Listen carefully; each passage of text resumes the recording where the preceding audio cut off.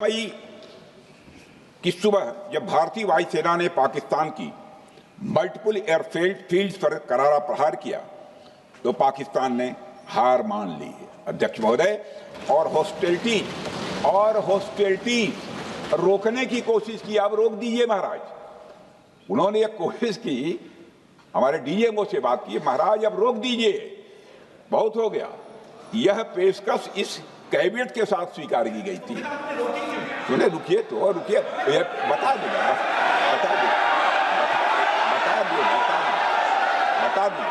अब बैठते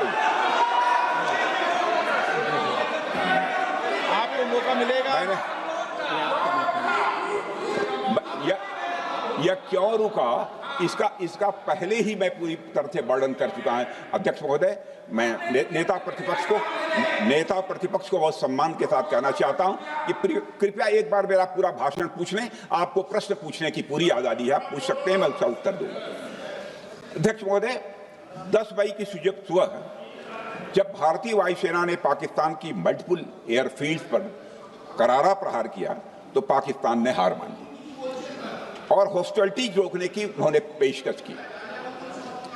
यह पेशकश इस कैबिनेट के साथ स्वीकार की गई हम लोगों के द्वारा कि यह ऑपरेशन केवल पाज किया गया है, स्थगित किया गया है।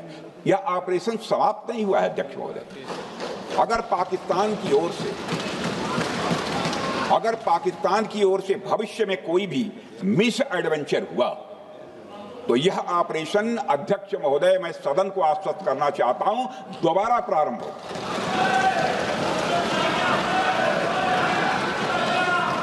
अध्यक्ष महोदय, भारतीय वायुसेना के जबरदस्त हमलों, नियंत्रण रेखा पर थल सेना की मजबूत जवाबी कार्रवाई और नौसेना के हमलों के डर ने पाकिस्तान को झुकने के लिए मजबूर कर दिया अध्यक्ष महोदय।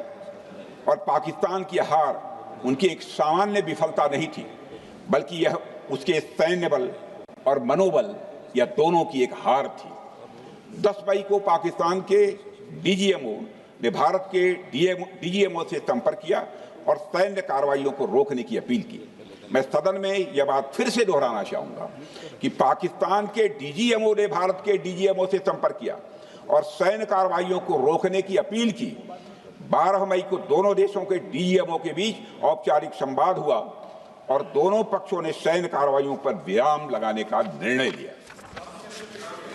अध्यक्ष महोदय, हमारे सैनिकों का जो मनोबल, मातृभूमि की रक्षा करने का जो उनका समर्पण है, ऑपरेशन सिंदूर के दौरान उसका दर्शन 140 करोड़ से अधिक भारतवासियों ने देखा। मुझे खुद भी और प्रधानमंत्री जी को सीमावर्ती क्षेत्रों में जाकर हमारे जवानों से मुलाकात का अवसर मिला है। अध्यक्ष महोदय, श्रीनगर के मिलिट्री बेस पर, भुज के एयरबेस पर, उधमपुर के कमांड सेंटर पर, हर जगह प्रत्यक्ष मैंने अपनी आंखों से देखा कि हमारे सैनिकों का मनोबल अपनी पूरी बुलंदी पर था। उनकी आंखों में विश्वास है और उनका संकल्प अडिग है। वे न केवल भारत की सीमाओं की रक्षा कर रहे हैं, बल्कि हमारे राष्ट्रीय स्वाभिमान की भी अध्यक्ष महोदय रक्षा कर रहे हैं। अध्यक्ष महोदय, किसी भी देश में जनता सत्ता पक्ष को और विपक्ष को अलग अलग दायित्व सौंपती है, दोनों को अलग अलग दायित्व, और हेल्दी डेमोक्रेसी में तो स्वाभाविक है। सत्ता पक्ष का काम होता है जनता के हितों को ध्यान में रखते हुए कार्य करना, और विपक्ष का काम होता है सरकार से जनता के मुद्दों से संबंधित जरूरी प्रश्न पूछना। ऑपरेशन सिंदूर क्यों शुरू किया गया, इसकी जानकारी पहले भी दी गई है और आज भी मैंने सदन को दी है। अध्यक्ष महोदय, कभी कभी हमारे प्रतिपक्ष के लोग ये पूछते रहे हैं कि हमारे कितने विमान गिरे। मुझे लगता है उनका यह प्रश्न हमारी राष्ट्रीय जनभावनाओं का सही से प्रतिनिधित्व नहीं कर रहा है। मुझे लगता है उन्होंने एक बार भी हमसे यह नहीं पूछा कि हमारी सेनाओं ने दुश्मन के कितने विमान मार गिराए।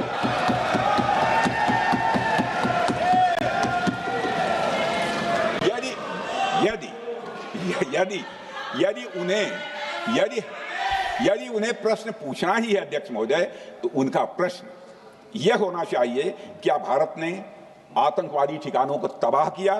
तो उसका उत्तर है हाँ। हाँ हाँ। मैं विपक्ष के सम्मानित साथियों से कहना चाहता हूं कि आपको प्रश्न पूछना है तो यह प्रश्न पूछिए, क्या ऑपरेशन सिंदूर सफल रहा? तो उसका उत्तर है हाँ।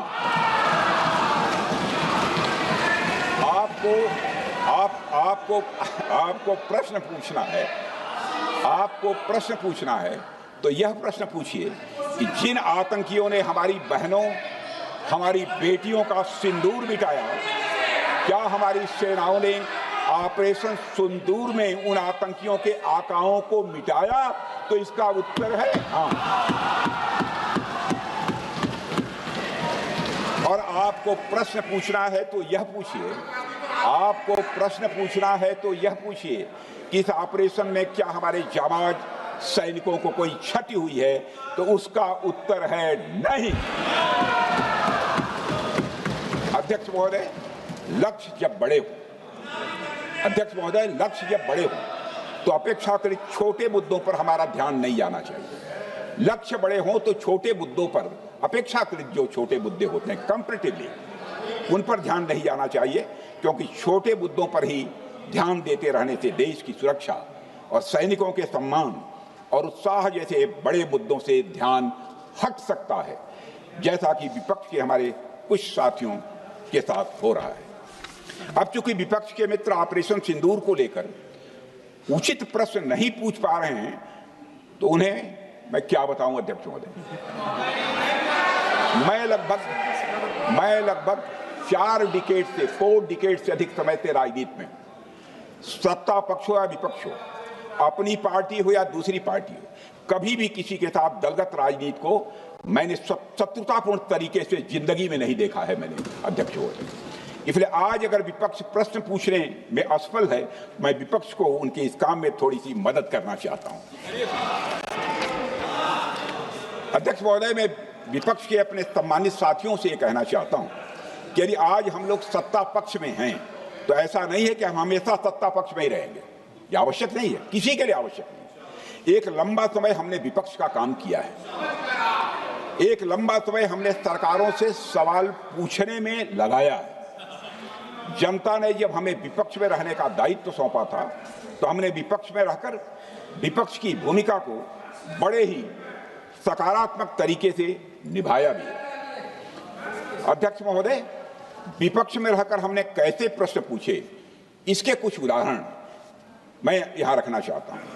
1962 में अध्यक्ष महोदय, चीन के साथ हुए युद्ध में जब दुखद परिणाम आया, तो हमने उस समय की सरकार से यह पूछे थे, लेकिन वह प्रश्न यह था कि हमारे देश की धरती पर दूसरे देश का कब्जा कैसे हुआ। हमने यह प्रश्न पूछा था कि हमारी सेना और हमारी जनता अपमानित क्यों हुई। हमने यह प्रश्न पूछा था कि बड़ी संख्या में हमारे सैनिक हताहत कैसे हुए। हमने यह प्रश्न नहीं पूछा कि हमारे टैंक, हमारी मशीनें, हमारी बंदूकें क्यों ध्वस्त हो गई। यह प्रश्न हम लोगों ने नहीं पूछा। मशीनों और तोपों की चिंता न करके अध्यक्ष महोदय, हमने देश की टेरिटरी की चिंता की, हमने देश के सैनिकों की। इसी तरह 71 के युद्ध में, 71 के युद्ध में जब हमने पाकिस्तान को सबक सिखाया, मैं उस समय की सरकार को मैं बधाई देना चाहता हूं। हमने अपने राजनीतिक और सैन्य नेतृत्व की प्रशंसा की। हमने ये नहीं देखा कि किस दल की सरकार है, किस विचारधारा की सरकार है, इसकी चिंता नहीं की कभी। हमारे नेता अटल बिहारी वाजपेयी ने संसद में खड़े होकर उस समय के नेतृत्व की प्रशंसा की थी। हमने इस बात की खुशी जाहिर कि हमने अपने शत्रु को सबक सिखाया। हमने उस दौरान यह प्रश्न नहीं पूछा कि सबक सिखाने के दौरान में भारत के कितने प्लेन्स गिरे, भारत के कितने इक्विपमेंट्स बर्बाद हुए। यह प्रश्न अध्यक्ष महोदय उस समय भी हम लोगों ने नहीं पूछा। अध्यक्ष महोदय, यदि मैं इसे और भी प्रैक्टिकल तरीके से समझाऊं, तो किसी भी परीक्षा के परिणाम में रिजल्ट मैटर करता है। यदि किसी परीक्षा में कोई बच्चा अच्छे मार्क्स लेकर आ रहा है तो हमारे लिए उसके मार्क्स मैटर करने चाहिए। हमें इस बात का ध्यान नहीं रखना चाहिए कि एग्जाम के दौरान उसकी पेंसिल टूट गई थी या उसकी पेन खो गई।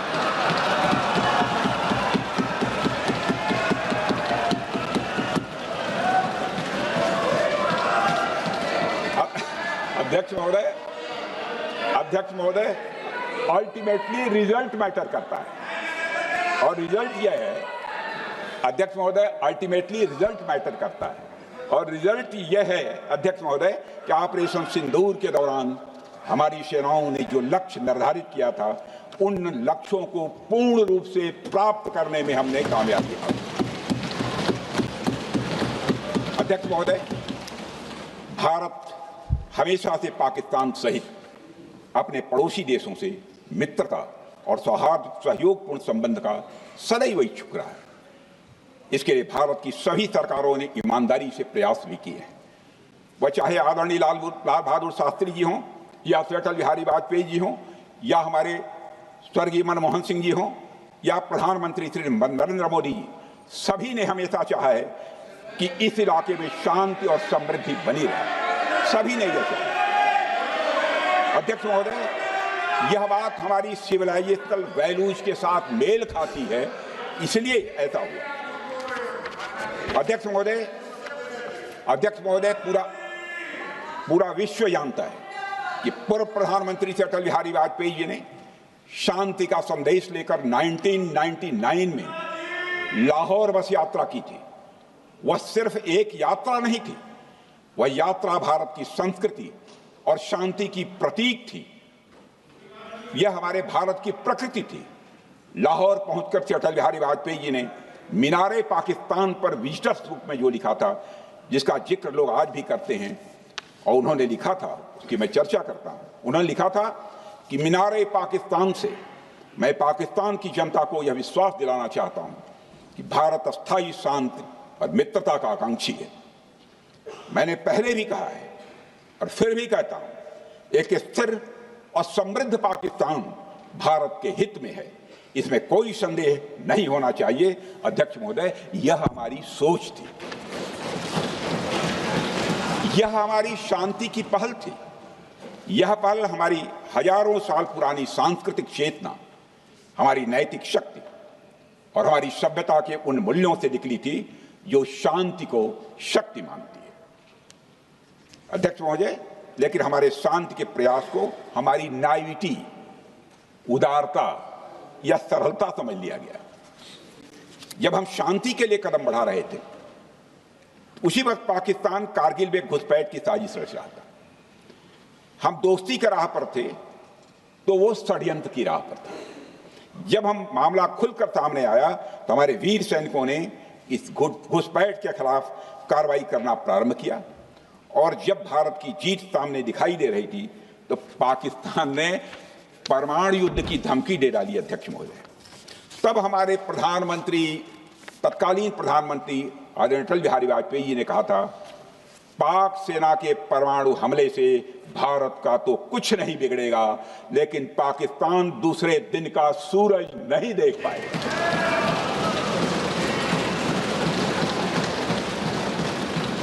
यानी अटल जी जो शांति का पैगाम लेकर गए, वही अटल जी शक्ति का भी परिचय देने में तनिक भी नहीं हिचके। यही है भारत। अध्यक्ष महोदय, यह सामर्थ्य का उद्घोष था। यह एक स्पष्ट संदेश था कि भारत शांति चाहता है, लेकिन अगर कोई हमारी संप्रभुता को चुनौती देगा तो उसका जवाब भी उतनी ही दृढ़ता से दिया जाएगा। अध्यक्ष महोदय, 2015 में जब हमारे प्रधानमंत्री मोदी जी ने लाहौर जाकर नवाज शरीफ से मुलाकात की तो भारत ने फिर से दोस्ती का हाथ बढ़ाया। अध्यक्ष महोदय, हम वाकई में शांति की राह पर चलना चाहते थे, क्योंकि हमारी मूल प्रकृति बुद्ध की है, युद्ध की नहीं है।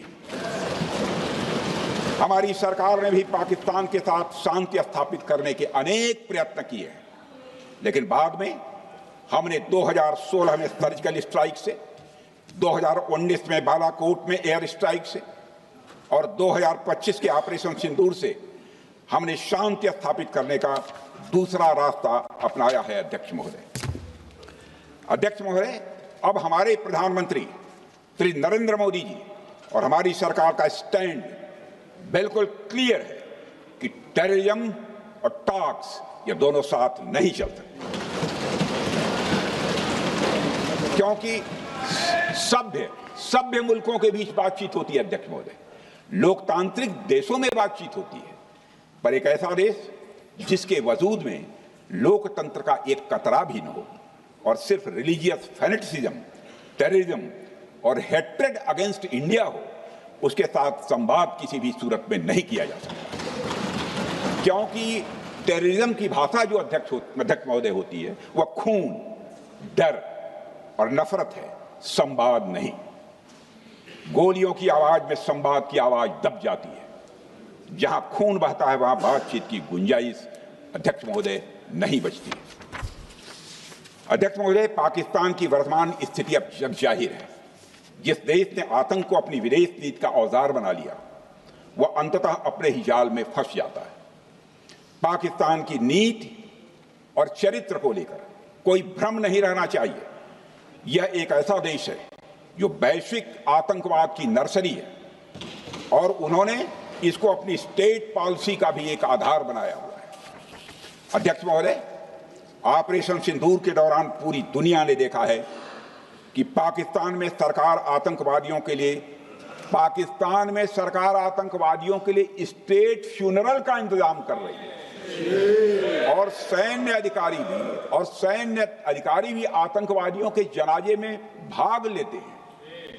यह वही देश है जो सीमा पर सैनिकों से लड़ने का साहस नहीं जुटा पाता, इसलिए निर्दोष नागरिकों, बच्चों और तीर्थयात्रियों को आतंकवाद का निशाना बनाता है। पाकिस्तान की सेना और आईएसआई आतंकवाद को एक प्रॉक्सी वार के रूप में अध्यक्ष महोदय इस्तेमाल करती हैं और उसके सहारे वे भारत को डिस्टेबलाइज करने का सपना देखती है। अध्यक्ष महोदय, मैं लोकतंत्र के मंदिर में खड़े होकर यह बात कह रहा हूं कि भारत को 1000 कट्स देने का सपना पालने वालों को नींद से जग जाना चाहिए। यह मोदी जी के नेतृत्व वाला नया भारत है जो आतंकवाद के खिलाफ किसी हद तक जा सकता है।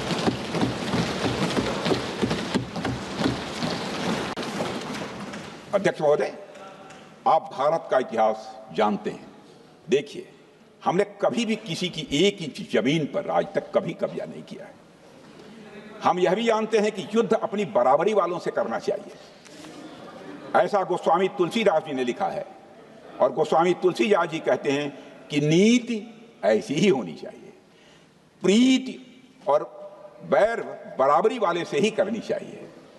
शेर यदि मेढकों को मारे तो उसका बहुत अच्छा संदेश नहीं आता है। अध्यक्ष महोदय, और अध्यक्ष महोदय, हमारे देश की सेना शेर है।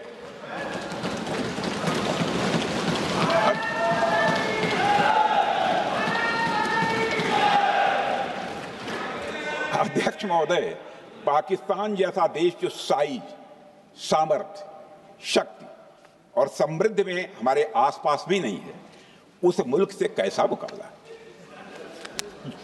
जो मुल्क अपने अस्तित्व के लिए दूसरों पर आश्रित हो, उसके मुकाबले का मतलब है अपना स्तर कम करना। हमारी नीति है आतंकवाद के खिलाफ प्रभावी कार्रवाई करना। हमारा पाकिस्तान विरोध उनकी आतंकवाद की नीति के कारण है, इसलिए पाकिस्तान का हमारा विरोध है। अध्यक्ष महोदय, हम अगर शांति की आशा के लिए हाथ बढ़ाना जानते हैं तो अशांति फैलाने वाले हाथों को उखाड़ना भी जानते हैं। अध्यक्ष महोदय, अगर शांति के प्रयास करना हम जानते हैं तो दुष्टों को जो भाषा समझ में आए उसी भाषा में समझाना भी जानते हैं। सठे साठ्यम समाचरित, अर्थात दुष्ट के साथ दुष्टता का ही व्यवहार करना पड़ता है कभी कभी।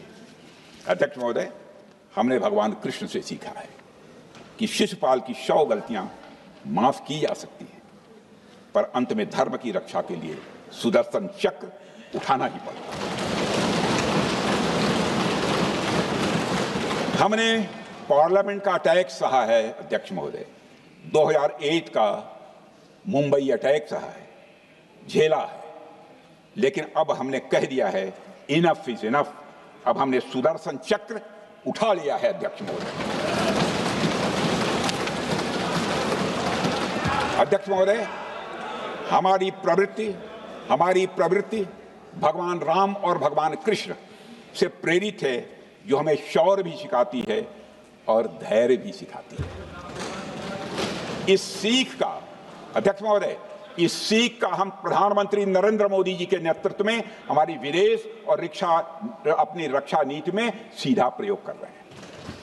आज भारत पहले दोस्ती का हाथ बढ़ाता है, लेकिन अगर कोई देश धोखा दे तो उसकी कलाई भी मरोड़ना जानता है। अध्यक्ष महोदय, हमारी नीति स्पष्ट है कि हमने एक समय लाहौर बस यात्रा की भाषा में बात की थी, तो पाकिस्तान ने हमारी उस भाषा को नहीं समझा, तो अब हम उन्हें बालाकोट स्ट्राइक की भाषा में जवाब देंगे। अध्यक्ष महोदय, भारत के लिए शांति हमारी प्रायोरिटी है, हमारी प्राथमिकता है और हमारी शक्ति उसका आधार है। भारत के लिए शांति प्राथमिकता है और हमारी शक्ति उसका आधार है। यह शक्ति हमारे सामर्थ्य से पैदा हुई है अध्यक्ष महोदय, और यह सामर्थ्य पिछले 11 साल में कई गुना बढ़ गया है। मैं ये नहीं कहता हूं पहले नहीं था, पहले था, लेकिन अब कई गुना बढ़ गया है। आज भारत विश्व की चौथी सबसे बड़ी अर्थव्यवस्था है और अभी आई मॉर्गन स्टैनली के रिपोर्ट के मुताबिक 2028 तक विश्व की तीसरी सबसे बड़ी अर्थव्यवस्था बनने की ओर भारत चल रहा है। अध्यक्ष महोदय, आर्थिक उन्नति के साथ साथ भारत के रक्षा क्षेत्र में 2014 से उल्लेखनीय परिवर्तन, रिमार्केबल चेंज आया है। आज का भारत डिफेंस सेक्टर में आत्मनिर्भरता, सेल्फ रिलायंस और स्वदेशी उत्पादन की दिशा में तेजी से आगे बढ़ रहा है। अध्यक्ष महोदय, आज हम हर दृष्टि से समर्थ भी हैं और सक्षम भी हैं। अध्यक्ष महोदय, मैं सदन को यह भी जानकारी देना चाहता हूं, उसके बाद जब प्रश्न पूछा गया हमारे सारे चीफ से, सीडीएस से, डिफेंस सेक्रेटरी से, क्या ऑपरेशन के लिए तैयार हैं, क्षण भर की देर नहीं लगाई, सबने बोला यस सर। अध्यक्ष महोदय, ऑपरेशन सिंदूर हमारे सामर्थ्य का ही प्रतीक था, जिसमें हमने दिखा दिया कि अगर कोई हमारे नागरिकों को मारेगा तो भारत चुप नहीं बैठेगा। भारत की आत्मरक्षा के लिए हमारा राजनीतिक तंत्र और नेतृत्व बिना किसी दबाव के काम करेगा। हमारी मिसाइल फिजिकल सीमाएं लांघेंगी अध्यक्ष महोदय, और हमारे वीर सैनिक दुश्मन की कमर तोड़ेंगे। अध्यक्ष महोदय, हम आतंकवाद को उसके हर रूप और स्वरूप में पूरी तरह समाप्त करने के लिए पूरी तरह से प्रतिबद्ध हैं, और इस संदर्भ में हमें एक महत्वपूर्ण बात समझनी होगी। Pakistan sponsored terrorism is not random madness, there is a method in this madness. यह एक सुनियोजित रणनीति है, यह एक फंडामेंटल रेज है। अध्यक्ष महोदय, प्रसिद्ध लेखक वीएस नायपाल ने सही कहा था, पाकिस्तान में होना एक ऐसी अल्टरनेट और कंट्रास्टिंग रियलिटी है, where war is peace, freedom is slavery, ignorance is strength. यानी यहां युद्ध ही शांति है, गुलामी ही स्वतंत्रता है और जिहालत यानी अज्ञानता ही ताकत है।